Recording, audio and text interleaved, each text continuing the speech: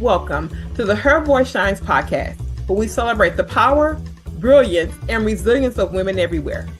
I'm your host, Chenadra Washington.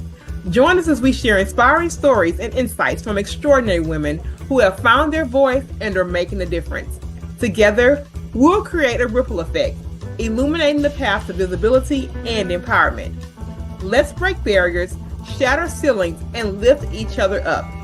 In each episode, we dive deep into the journeys of women who have turned their challenges into triumphs and their dreams into reality. Whether you're looking for motivation, guidance, or a community that understands your journey, you're in the right place. Stay tuned and remember, let your voice shine. Hi, and welcome to another episode of the Her Voice Shines podcast, where we strive to bring all things women, all things visibility, and really champion women to stand on what they believe in and tell their stories. It's nothing different. I always bring the best guests, and I have one today that I think is really going to give us some really good information in this professional space. I'm going to have her come on. She's going to tell you her name, where she's joining from, and we're going to jump right into her story.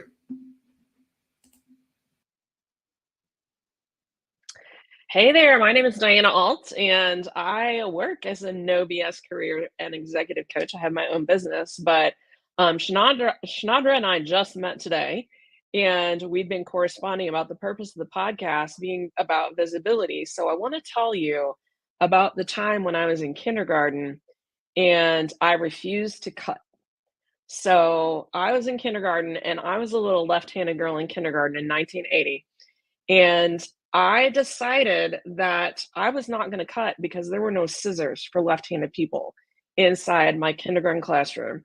And that was an interesting thing to go on because I went into kindergarten knowing how to read. I was a girl that lost her recess a lot because I wanted to talk to my neighbors and because I was kind of bored at school. And then when we started having to do cutting class, I was basically whatever the 5-year-old equivalent of I have not been given the tools necessary to do my job. Was me. I just decided I wasn't going to cut because I didn't have the scissors, because in 1980 you only had pointy scissors for left-handers, not the snub nose scissors. Well, that basically set off a whole scenario of me feeling like, even though I was fairly outgoing, fairly sharp, willing to speak up, that I was not getting listened to. And it became part of my core beliefs that when I said what I needed, I wasn't necessarily going to get listened to, whether it was by my teacher, my mom and dad, somebody else in my life. So I spent a lot of my time in my life and in my career thinking I had to do everything for myself and thinking that what I had to say wasn't very important. So fast forward to, beginning in my career, I basically started in IT. So I'm a coach now, but I worked in technology for a long time. I worked as a consultant and then as an analyst and project manager and lots of different kinds of roles that were about getting people in business and people in technology to work together. And during this whole time, where it looked like on the outside I was being quite successful, it was not hard for me to find a job. I would get promoted sometimes, things like that. I had this feeling that I wasn't necessarily getting listened to, and it really shot my confidence. Only I have the kind of personality where people don't understand that my confidence has been shot. So along the way in my career, I decided that one of the most important things I wanted to do is help people become more confident. It's a way that I built some confidence for myself as I went. So I began coaching for free on the side. And then eventually I started taking coaching clients, mostly originally for job search. And then later on, it became more about career strategy. And then again, later about executive and leadership performance. And so throughout this long journey, I have been building my own confidence by coaching others. And also I ended up finally getting some therapy about this. So a few years ago, I was feeling really disconnected and not quite right. It was a few months after the pandemic, and I just knew that I was very much not happy. So I went and finally got therapy from a very competent person, and he's the one that helped me uncover that kindergarten scissor story was actually a story of me not being listened to, because up until that point, I thought that it was a story of being confident and resilient and able to handle different things in my life. So today, my whole goal is to help people have a better life by having a better work life. Because if it sucks at work, it's very, very hard for the rest of your life to not suck. So, through helping people identify when they're not happy at work, helping them identify career transitions, and also helping them have the confidence to move forward and execute a job search or work with their boss on a plan for promotion, or even in some cases, start a side hustle. I basically have been helping people live out the ethos that work should feel good and not like a long, slow march to oblivion. So, in that, I basically it's a lot of the teacher learning by teaching others. So I continue to help with my own confidence while doing that. So that's kind of the story I wanted to tell today, Chenadra. That is beautiful. And I think, probably all the experience that you've gathered to this point, you probably can look back and say, I understood why it went that way. It probably didn't feel good, but maybe that experience still led me to the point that I am today. And I want to Yeah. bring up specifically, because you mentioned this when I was reading through your information, you mentioned that you got laid off twice, like within a shorter period of time. And early in my career. That is very volatile for people when they're starting their careers and things like that. I want you to talk about kind of that bounce back, if you will, or really that tenacity to keep going post layoff. Oh yeah, I'm happy to talk about that. So I got laid off 2 times during the tech wreck of the early 2000s, or the dot-com bubble. Some people call it different things. About 2 years into my career, and then again, like just 6 or 7 months later. So I got laid off the first time, found a job pretty quickly through my network, and then got laid off a second time because, everything in the tech market was just going kablooey. And back then, a lot of the tech companies weren't making a profit. So it was different than this, the weirdness in the tech market that we're having right now. So to add to the drama, my parents were both teachers, and they had worked for decades for the same company. My dad would tell you that his entire life, he never had to apply for a job. I think there was one time he had to officially fill out an application because by this point, people were having their HR processes be a little bit more rigorous. But my parents, who had watched me be successful academically, all through K through kindergarten, all the way through master's degree, and had seen me hold leadership positions in school and in the community, suddenly are wondering what the heck they did wrong. They're like, why can't you hold a job? So I'm kind of seeing concern from my parents and them not understanding, because layoffs aren't a thing in their industry. And it was really like a difficult mashup. And another thing that was going on during that, especially after the second layoff, which the economy was even worse than, that was in 2001, was the second layoff that I had. Basically, what was happening is that it was so bad in the tech market that people with 10 years of experience were willing to work in the same junior level jobs for the same junior level money that I was. And that was really scary, because a lot of my peers and I were like, how in the heck are we going to feed ourselves, eat and live indoors? And I figured out pretty quick that relationships were going to be the way to go. So I worked really hard at manifesting good relationships with people I'd worked with or people from college. And I also had to learn how to talk about myself differently. And every single time, though, I was telling people that I was out of a job, I felt shame at that time. It took me a few years after that to recognize it was not personal that I got laid off. So that first set of 2 layoffs were really difficult, but I relied on my relationships a lot and people saying, yes, you're good. Yes, this wasn't about you, especially some more senior level mentors of mine at the time. So basically, that's what I went through. Does that answer your question, Chenadra? Of course, of course, that answers the question, and it does a great deal of that. I remember, and this was like I was going to maternity leave, and I was working on a project, and I was literally a few months old from having my son, and my entire team got laid off around me. And I just Oh, remember almost like survivor's remorse a little bit because I yeah, remember, they were saying, we're keeping you back because you're going to be working on this project. And, you've been doing all of this kind of pre-work that's going to lead us up to launching this project. So we wanted to keep the yeah, skill set around, to be able to finish the project. But when you go through that and your entire team, the one that you have built, it's literally all gone except for you and one person from a 17-person team. It's just one of those things that shatters you. Like even being on the other side of it and not being the person that's, being laid off. But to me, that was a time in my career where I just kind of just felt like my hands were tied. There's yeah. nothing that I you can saw do. other times later in my career that I've watched layoffs happen, and I've been the survivor, and I completely relate to that. And a lot of times, people that you feel like maybe are better at their job or more like by management or things like that get laid off. And then you're left behind, number one, to do twice as much work. That's never fun. But also, it can make a person scared. Most of the time, like by the time this happened for me, I had kind of gotten over the hump of understanding that most of the time a layoff wasn't personal, but it still could be pretty scary when you saw people as good or better than you in terms of skills and respect getting laid off because you're like wondering, am I going to be next? Like, nobody is safe. We constantly have that reminder that nobody is safe whenever we watch our colleagues get laid off. So, yeah. And 17 down to one, ooh, that's brutal. That was That's a not, oh my very, gosh, we oh, cut three people.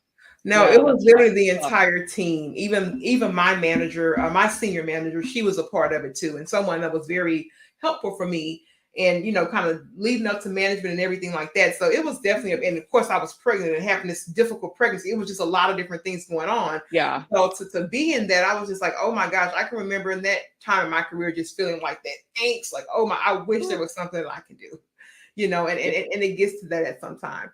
Now, I want to shift to this because this is becoming hot topic and needs to stay hot topic. And you know what it Okay. is? It's toxic work environments. Oh, bring it. It's I'm all about toxic this. work environments, Diana. And we have people here that are working day in, day out, don't see a way out. This thing is messy. I can't get my hand up to say anything. This place is just not anywhere near what a culture should be. What are you seeing on your side as it relates to that, or even your input of having to navigate through a toxic work environment? So, part of that no BS comes in with I'm the person that often speaks up. Like, I have not always been the most popular employee, especially in work environments that lean a little bit more dysfunctional or toxic, because I like to say I'm an Enneagram 8, so conflict is my love language. If you're not familiar with Enneagram, like that's the personality type with the numbers. And the type that I am, number 8, is called the challenger. So when I see injustice, when I see a process that's broken, when I see somebody not being treated right, whether it's a colleague or a client or somebody else, I'm the person that's going to speak up. And that's how I've always been. And over time, like there's been times, especially earlier in my career, when I was so stubborn and I was so committed to helping my team that I thought that I could manage through a toxic workplace. And the fact that I've discovered is that unless you're pretty high up on the food chain, you can't. You might be able to influence a specific team that you manage. You might be able to try to avoid some of the fray, but there's really no fixing a truly toxic workplace unless you're at the top and you're the reason why it's toxic and you make a very vocal commitment that you are not going to have that happen anymore. So I work with a lot of clients that are in toxic work environments. And I talk to people day in and day out that, just on LinkedIn or in my Facebook group or things like that about toxic situations. And a couple things that I find, Chenadra, are number one, sometimes people have been dealing with nonsense for so long that they do not recognize that it's toxic. They don't recognize that a boss leading by fear and never being open to telling you why they want you to do something or telling you that you need to constantly work overtime, especially when you're on salary and you're not being ever compensated for overtime. They don't realize that's not okay. So I spend some time letting people know when things are not okay. And yes, it's reasonable to be upset by something.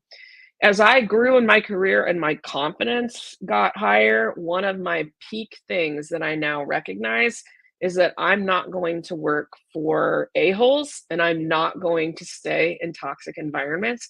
So I have really latched onto a concept that one of my friends introduced me to a million years ago, and that's the notion of a 6-month rule. So he had a 6-month rule that if he was not happy in an environment, he would give it 6 months because maybe it was just bad stuff, a really difficult project or a manager who might be getting moved to another team or something anyway. And if it was not fixed by 6 months, that he would start looking for a job. Well, I made my rule that if it was not fixed in 6 months, I was going to quit because I have no qualms about quitting a job without another job lined up. I know how to look for a job. I teach people how to do that every day. So I have left 2 toxic work environments without another job lined up and been pretty happy about it. One, actually, I was going to quit and then I found out I was getting laid off. So I didn't actually have to quit with no job and no severance or anything. I got some severance, but I'm not about it. And I like to let people know that they should be able to have dignity and they should be open to going and leaving. Most people can't leave without another job unless it's very serious, like their health has been impacted or something like that. But they should not stay out of loyalty to a company or to a team that would replace them. If they got hit by a bus tomorrow, their job would be posted on the careers page of their company website the next day. So pick yourself. It's kind of what I try to tell people. Diana, that's actually really good. And it seems like a simple notion, I think, but some people, it's hard. It's really hard. It is it's a real hard thing because if I'm being honest with you, my end to my corporate career was toxic for 3 whole years. Right. Before mine too. I said, let's do this thing. I'm picking myself. So I often go back to that time of when I felt it was really, really toxic and what I was dealing with and all these things. And, you always have these triggers as to why I couldn't have come sooner or, where did it just pop up when you hit that wall. Yeah. But so many women, specifically women, I know we talk to so many of them, they stay so long in these environments. And I think back to now where the accessibility is so different now. Like back in the day, people were loyal and stayed there 60, 70, 50, 60, 70 years at one place. But now, we're in a place now to where we have the power to choose ourselves and people like you come into place and say, well, hey, this is how you look for a different place of employment. This is what you do to get out of there. Yeah. I also help people with picking themselves. Maybe sometimes you just have a crap boss, right? And especially in tech, reorgs happen a lot. The longest I ever really had the same manager in tech was 2 years or so, which is a long time, but a short time when you think about a whole career. And so sometimes you're in a really great organization and you have clients that you like and a role that you like. And sometimes you just have to wait it out. But when that happens, I work sometimes with people on boundary setting. So one of the most common things that I work with people on if they don't want to leave their job, but they're being overworked, is to figure out how to put their work back in a box. And fun fact, it actually makes them more effective and more productive. So nobody ever gets mad. But when I dealt with this, I started using a technique when my work would become too big that I would start leaving by a certain time, at least 3 days a week. So, in tech, I sometimes was working 50 plus hours a week regularly, but I made a decision. I'm leaving Monday, Wednesday, and Friday on time. I marked it as out of office on my calendar and it stopped meetings from being booked. And then I just didn't do work when I got home because I was fresher the next day and was able to get more done. But that was one of the things I did where I was picking me and I didn't ask for permission to do it. I just did it. I figure if other people that had kids could leave work to pick up their kids from kindercare or wherever their daycare was so they didn't get fined, that I could leave on time to go to the gym and then have an evening to myself. So sometimes that's how I'm working with people, because sometimes it just helps you, kind of just get above the fray of the nonsense whenever you choose yourself. So there's all kinds of ways to choosing yourself, and it does not have to mean looking for a new job. That's golden, because I think sometimes, that's what people think, right? When you can Yeah. actually have some skills that come in and says, no, I can actually make this work better for me if I had the right Yeah. number, if I had the skills to make it work better. I do think that there are parts in my career where I could have used that type of service just to navigate it better. Even if the end Yeah. goal was to leave within a year or so, but at least in that time, it didn't have to feel so muddy. It didn't have to feel so Yeah. heavy. It doesn't I have think, to feel bad. It mm, doesn't have to feel bad. And like I had one job where I did that and it worked very well. And that was also the same period of time that I decided to take all my work email and not have notifications on any of my personal devices. So if I wanted to go check something, I could. But even today, I'm sitting in my home office. I do 99% of my email work from my MacBook in this home office right here. And when I leave for the day, if I walk 15 feet and I'm sitting in my recliner watching Netflix, my email is off on my phone. My email is off on my tablet. I don't do it. It's a digital line that I decided not to cross. And if for some reason I'm expecting something in the evening, I will literally turn the email on, see if it's there, turn it back off, go answer it if I need to that night at my desk, and then I'm done. So those are some of the ways that I decided to make my life work a little bit better. I got an interesting story for you that I think relates to any of this, like whether you want to look for a job, quit your job, start a business, whatever it is. Um, Last year, I got to go to my aunt's 85th birthday party. She lives in Texas, and I happened to be there. I live in the Kansas City area. Go Chiefs. And my cousin's new wife wanted to know all about my work because she's a curious person. And she asked me, "What is the hardest thing about your job?" And I said, without question, it didn't take me any time to come up with this. I said, the hardest part of my job is getting people to admit that they want what they want. Because so often, well, there's some people that don't even know what they want. Like they've been floating along for so long or taking care of others for so long, especially my female clients that are middle aged with kids. They don't remember what they like, they don't remember who they are. And so they don't know what they want. But then there's an awful lot of people that do know what they want and they are afraid to say it because they think someone's going to tell them they shouldn't want that. Well, I think that's a load of nonsense. I think it's okay to want what you want. And that one of the biggest causes of burnout is trying to do things that are not aligned for too long. Burnout is not just about working too many hours. Burnout is about doing a lot of work that is not what you're actually about as a human. you know what? I can relate to that last piece, because even with on this business journey side, and I've kind of been talking about this today, and I'm getting like, How long have you been in your business, I left, Chenadra? I left corporate in 2021, officially left it, Bless right? your heart. Yeah, I left in So 2019. when you say that burnout is not only those long hours, I'm going to say, transparently, even in my business, right? When I was trying to figure out what this thing is going to be, how are we going to scale it? What avenues can this thing show up in? Um, Last year, I spent a lot of time doing a lot of work that caused a lot of burnout, Diana. And even in my own business, I want to be very clear with this, because even in my own business of doing things, and I building something around, what I love to do, what I'm most passionate about, and really what comes out very naturally. To be honest, I felt like I put all those things to the side because I got like other opportunities that seem to build the resume, that seem to that seem to make this thing more quote unquote credible, and all these different things. And I did it. And to be honest, I excelled, but boy, was I tired.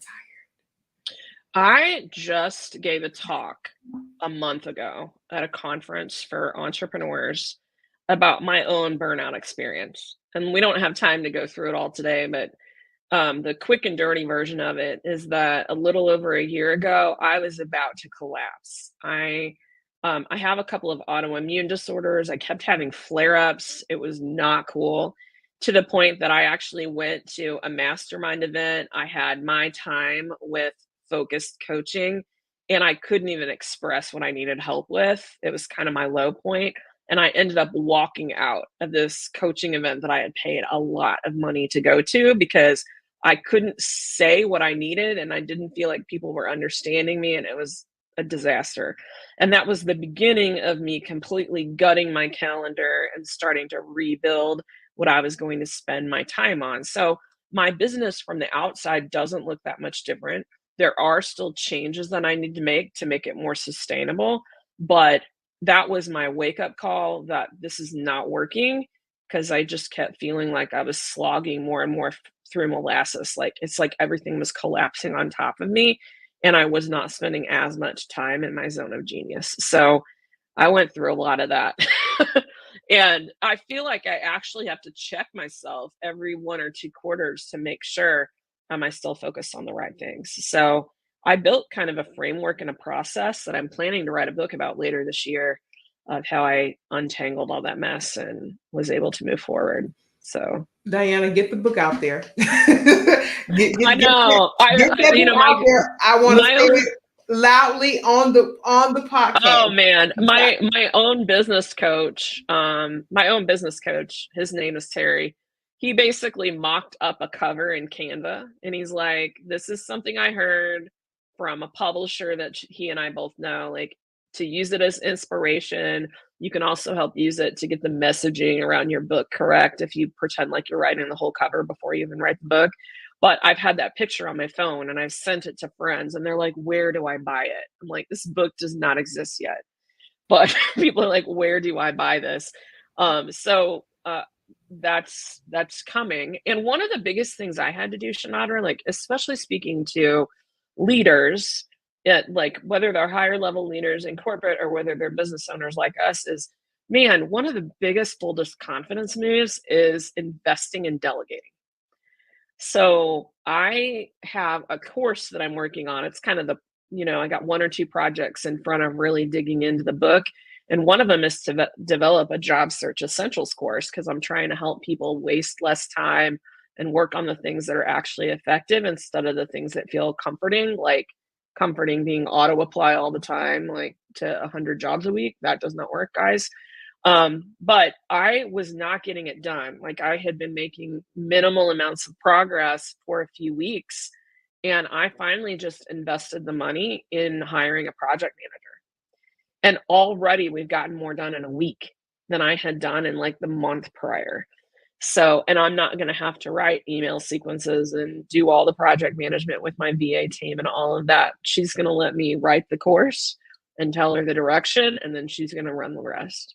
So, but that takes courage, because you got to reach in the pocket and get the money out. So, very confidence move. Yeah, big confidence move for people is to invest in themselves and their business. So, I want you to take me back to when Diana started her career.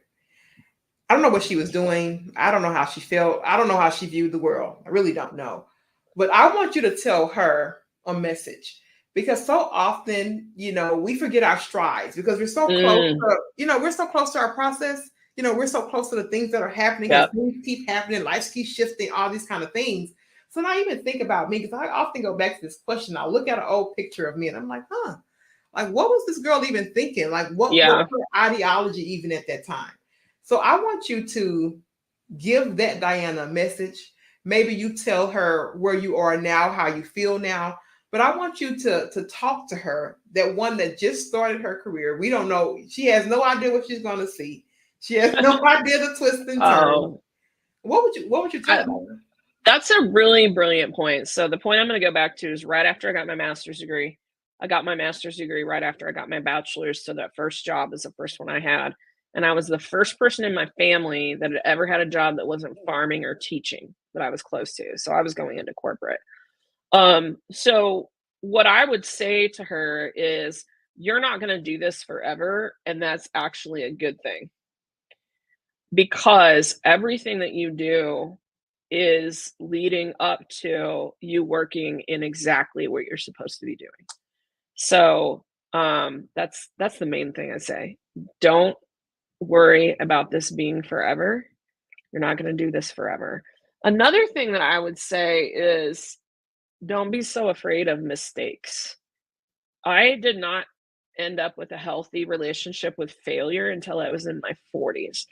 And a large part of the reason why I finally got there is because I was in IT and I did a lot of work with agile software development, where we would work for a couple weeks on a piece of a product and then test it and review it and get feedback from clients or business people. And so we were doing little chunks. And if something didn't go well in that little chunk, we had the opportunity to fix it in the next 2 weeks if we wanted to. So that was a big difference from a whole career, a whole academic life where your grade came at the end of the semester and you couldn't do anything about it after you got your semester grade, and other projects that were 6 to 12 months long where you had to get it right at the end. So basically, I had a bad relationship with mistakes and a bad relationship with failure. And I got to correct that. So I would talk more about everything you do being an experiment to see what works, and you can always change something. That is so beautiful. Can you imagine getting that advice at that time? That is just, Oh my gosh. oh my gosh. That is Yes. so beautiful. That's why when I have people that teach and they coach, I'm like, these are the things that we pour the ripple effect Yes. to the person that's coming behind us. Because when you think about that knowledge, it's like, if I would have had that, that would have been a transformative and shifting piece of information. Yes. So as I pull those things out, that's what I, hope to pour into my clients, or maybe a younger woman that's coming in behind me when you think about those The shifts. other thing I would say to this is that I would have said it over and over again. Like I didn't start doing any meditation, or I thought that was all nonsense, mumbo jumbo. And I'm still like, I'm not super woo. I like to say I'm woo adjacent. So I have crystals on my desk, a few of them. I don't know what any of them do, but they're on my desk. Yeah. But I really do believe in rewiring the brain and the beliefs that you have about yourself, because we all know people, like most of us, especially if we're in the coaching industry, we know people that have transformed from having a scarcity mindset into an abundance mindset. And I was that person too, because I was raised by people that were very much rule followers. They're teachers. So they're all about like following the process and the standards of the institution. And here I am, this little black sheep that wants to say what's on her mind over here. I'm very different than most of my family. But basically, I started out with, we have to follow the rules. We have to get an A. We have to deliver the project on time. We have to make the boss like us. Like those things were wired into me. And also the idea that if someone else wins, maybe I'm going to lose. I didn't always feel that way, but sometimes I would feel that way in my life and in my work. And I don't feel like that at all. When people ask me who my competitors are, I say I don't have any. I have collaborators. I don't have competitors. And yes, there's a certain amount of, you need to know what's going on in the market. You can't price your product 10x as much as what the people that are in your target market can afford. So yeah, you need to know about stuff. But when I look at another career coach, I want to know what they're amazing at so we can figure out how to work together. I love it. That was absolutely beautiful. I want to go into closing so that people know where to find you, Diana. I want you to tell them where your socials are, your website, so we know to have this information in our podcast details.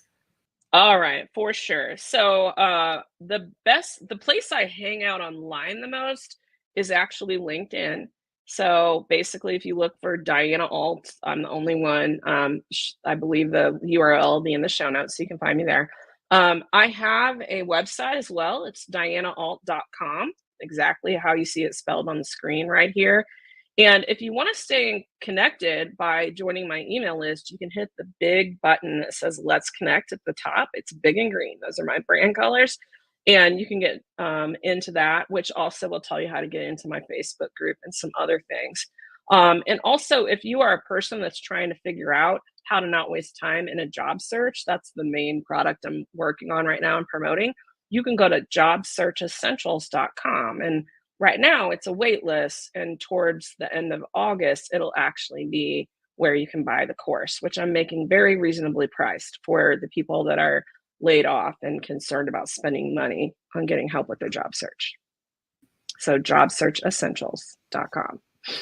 Diana, let me say thank you. I got a few nuggets out of this. It did allow me to reflect in some places that continues to try to come up and creep up. And, I kind of battle with, sometimes thinking, is this the right thing to do? Am I doing too much? Is this the burnout? And I really felt that I had a reflective journey with our conversation today. I'm glad. I'm glad, especially since we just met. It was good, right? 36 minutes ago. Believe it, right? Yeah, for sure. Diana, it was beautiful. I just wanted to thank everybody for hanging out with me and Diana today on the Her Voice Shines podcast. If you didn't get anything from this and you are a career person, I don't know what to tell you, because there were definitely gems dropped. And we will be back again with another episode of Her Voice Shines soon. Thank you, friends, and have a great day.